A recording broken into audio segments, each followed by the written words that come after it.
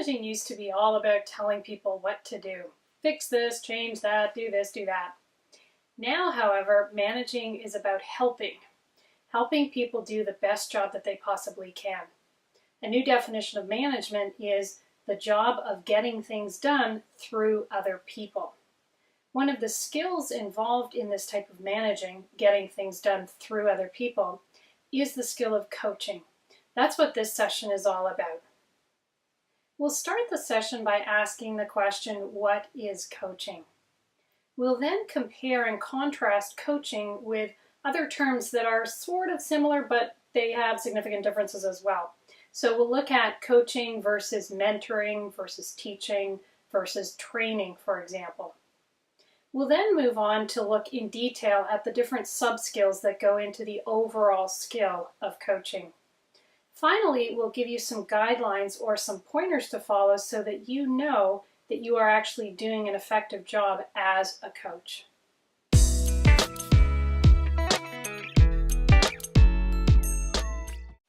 Let's get started by asking and answering the question, what is coaching? I'm going to put you to work right away. In Activity 1 on your handout, you'll see a list of statements. For each statement, decide if this statement is true or false when it comes to coaching. So give it a go.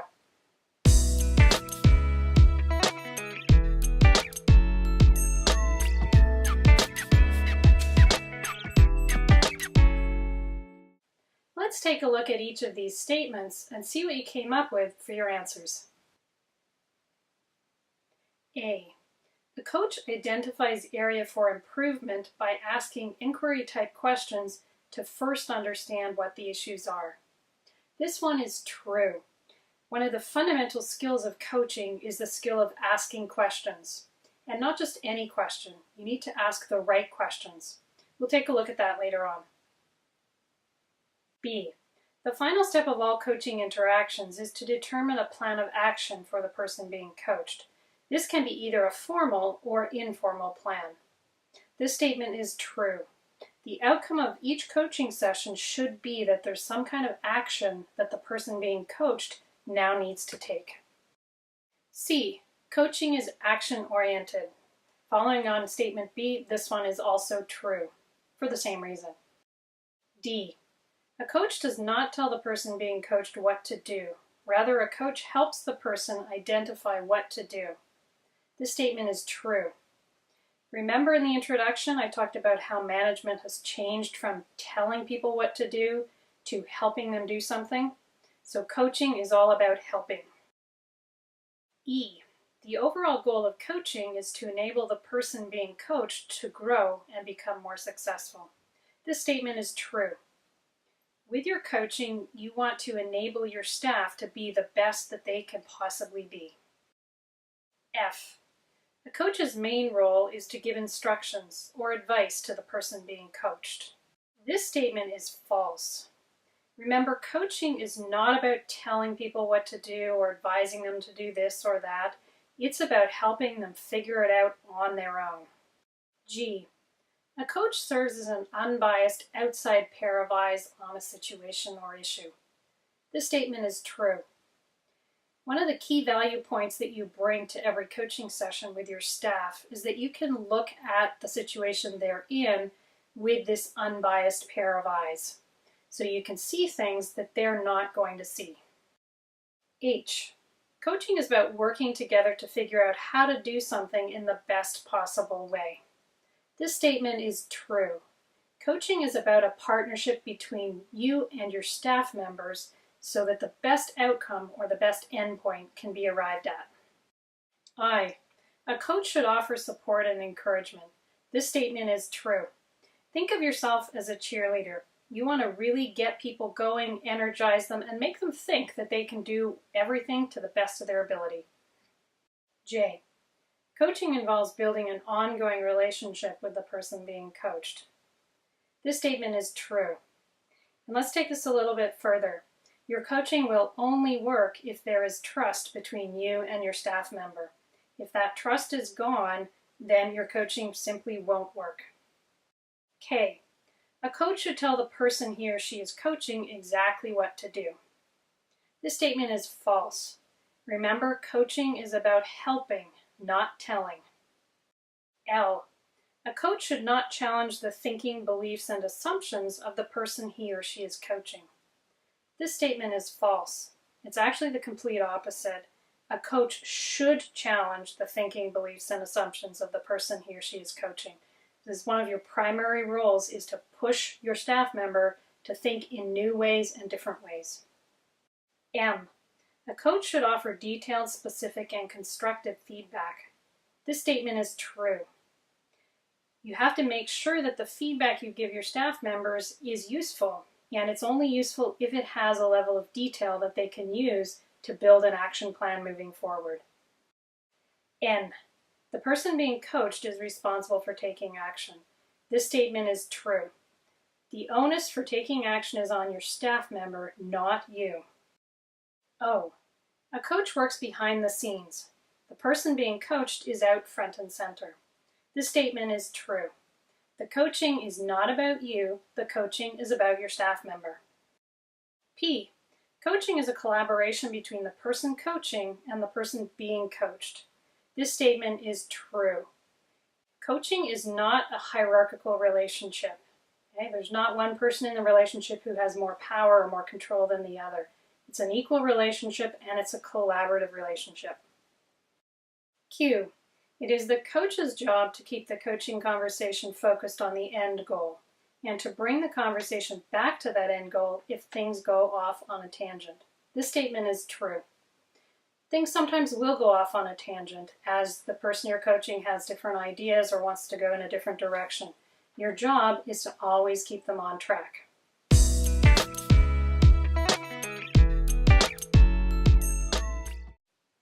The concept of coaching is somewhat similar to other concepts that involve a relationship between one person who knows something and another person who needs to learn something or to acquire a certain skill. So we're going to take a look at 5 of these other terms in addition to coaching, just to make sure that you're clear on those differences between coaching and these other terms. Take a look at Activity 2 on your handout. We've given you 6 very short definitions and 6 terms, including coaching, that you have to match up with the definitions. Once you're done, come on back and we'll take a look at the answers.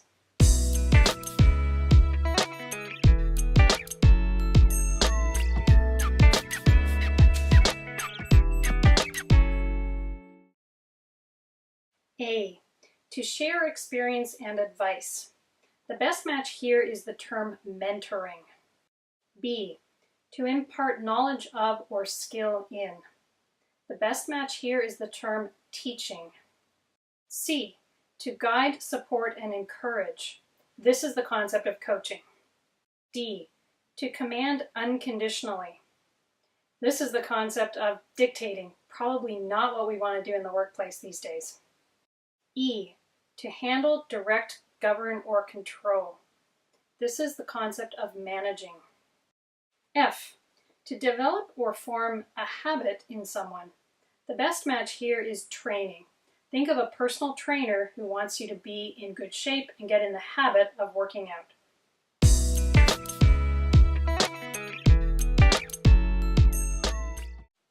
There are 4 sets of skills that when we put them together make a good coach. So we can consider these to be the sub-skills of the overall skill of coaching. So these sub-skills are questioning skills, active listening skills, clarifying and summarizing skills, and suggesting skills. We'll take a look at each one of these skill sets in turn. We use questions when we're coaching for 2 reasons. The first one's pretty obvious. We use questions to gather information about what's going on in a particular situation. We also use questions, however, to encourage the people we're coaching to figure things out for themselves. With the correct use of questions, we can get them coming up with the plan of action without us having to tell them. When it comes to using questions, it's all about asking the right question at the right time. Open questions are used to gather whatever information the receivers of the questions want to share. So open questions don't restrict the answering person to any particular answer. Anything goes with open questions. Here are some examples. What do you think about blah, blah, blah? Why such and such? Describe blah, blah, blah. And tell me about blah, blah, blah. For all of these open questions, the receiver of the question can come up with whatever answer he or she wants. Closed questions are used for two reasons. The first is to gather very specific details or very specific information that you know you want. The second is to clarify or verify information that you've already received. There are three types of closed questions that we can choose from. The first is called short answer. A short answer question has an answer that's maybe only 1 or 2 words long, and it's a very specific answer. The second type of short answer question is a yes-no question. The person answering simply has to say yes or no. And the third type of closed question is called a choice question. You're giving the answer of the question a choice of this or this, so they just have to pick. Here are examples of these 3 different types of closed questions. Here's a short answer question. When did the event occur? So the answer is simply a date and or a time. Here's a yes-no question. Do you want to handle this yourself? So the answer is either yes or no. And finally, here's a choice question. Do you want to handle this yourself, or would you like me to sit in on the meeting? And the person simply has to choose choice A or choice B. Take a look at activity 3 on your handout. I've given you 3 different scenarios that you might encounter with a staff member. Your job is to write down at least 3 questions you might ask this staff member to coach him or her through the situation. And when you're thinking of those 3 questions, remember you can use either open questions or closed questions or a combination of both. So I'll give you a few minutes to try that.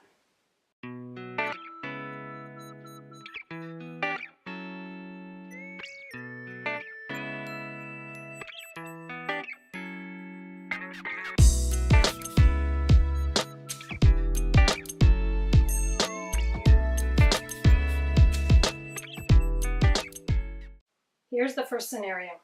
The staff member is not getting along well with a colleague. The tension between the two is starting to affect their work. Here are 3 possible questions you could use to coach one of these staff members through the situation. These are by no means the only questions you can use. Here's the first one. Tell me about what is going on with you and your colleague. This is an open question. Question 2. What do you think you can do to alleviate the situation? This is another open question. And 3, when do you think you can put this into practice? This is a short answer question. Here's the next scenario. The staff member is not staying on top of his or her workload because he or she is spending too much time on details that are not important. Here are some possible questions you can use to coach the staff member through the situation. And remember, this is by no means an exhaustive list. 1. You are not staying on top of your workload. Why do you think that is? This is an open question. 2. What changes can you make so that you get all of your work done? This is another open question. 3. Can you put these changes into place right away? This is a closed yes or no question. Here's the third situation. Several coworkers have complained about the communication style of another staff member. They say the staff member is rude and abrupt. Here are some possible questions to use in your coaching session. 1. Your coworkers are perceiving your communication as rude and abrupt. Why do you think they are perceiving your communication this way? This is an open question. 2. How can you change your communication so that it is not perceived so negatively? This is another open question. 3. Do you think you can make these changes? This is a closed yes or no question. The next set of skills that go into good coaching are active listening skills. Active listening skills are things we do and say to let people know we're listening to them. We let people know we're understanding what they're saying and we're processing what they're saying. Here are some examples of things we can do to show that we're an active listener. Nod our head. Make eye contact. Restate key ideas. Use interjections such as, "Really? Oh, that's interesting. I didn't know that." Use words of encouragement. "Go on. Keep going." Use a forward-leaning posture so we lean slightly in. And finally, have a facial expression that says, "Hey, I'm listening to you."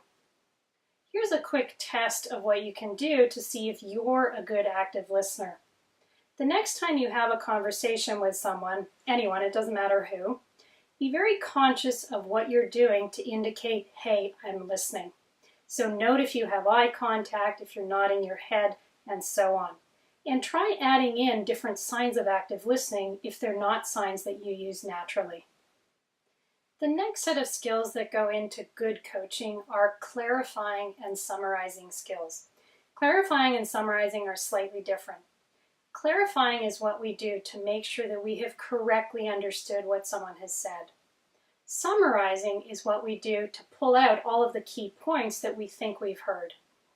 Here are some useful words and phrases for clarifying that we have correctly understood someone. Could you tell me what you mean by?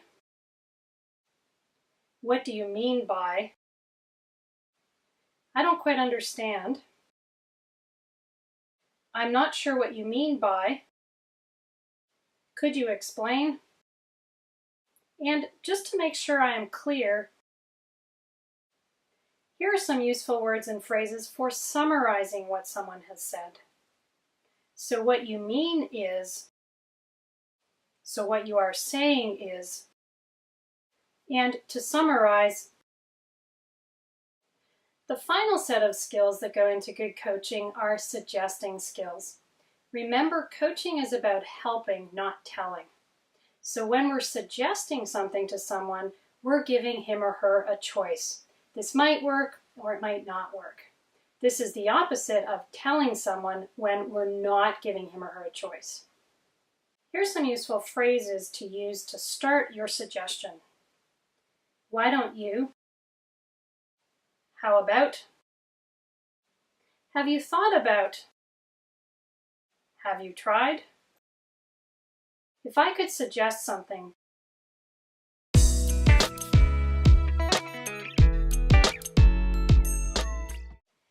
Now that we've gone over the 4 sub-skill sets that go into the overall skill of coaching, I'm going to give you some signs or clues to look for so that you know if your coaching is working or not. Take a look at activity 4. The statements there are different signs or clues, and you need to decide if they are a sign or a clue that the coaching is effective or that it's not effective. So next to the statement, write E if you think it's a sign of effective coaching, and write NE if you think it's a sign of coaching that is not effective.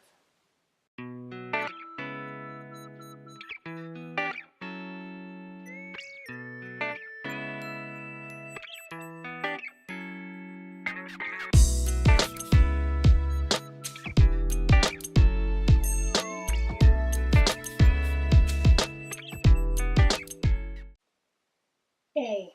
You have a good discussion about the issues. This is a sign of effective coaching. This means that you and the person you're coaching are taking a look at the issue from a lot of different angles. B. You do more listening than talking. This is also a sign of effective coaching. Good coaching is about the person you're coaching doing the talking, not you. C. There are long silences. This is probably a sign that your coaching is not effective. A little bit of silence here and there is okay because it means your staff member is processing things and thinking. But a really long silence probably means that he or she is disengaged. D.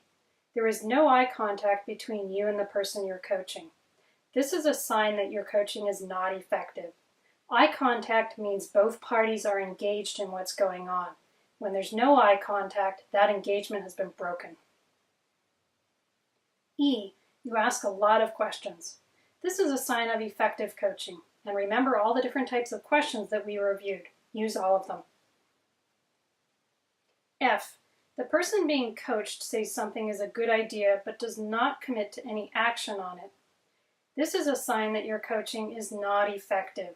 Remember, good coaching ends with some type of action taking place by the person you've coached. G, you give feedback, not judgments. This is a sign of effective coaching. Your job is not to say this is good, this is bad, and so on. Your job is to encourage and provide feedback. That's it. H, the person you are coaching arrives at a practical, achievable action plan. This means your coaching is effective. The outcome you're looking for with your coaching is that action plan. I, the person being coached brushes off your suggestions. This is a sign that your coaching is not effective. You want the person you're coaching to be open to your ideas. He or she may not like all of them and may not do all of them, but that openness needs to be there. It's time for you to put your coaching skills into practice. The next time an issue arises with a staff member, use your questioning skills, your clarifying and summarizing skills, your active listening skills, and your suggesting skills. And don't forget to watch out for those clues or signs about whether your coaching is effective. Good luck.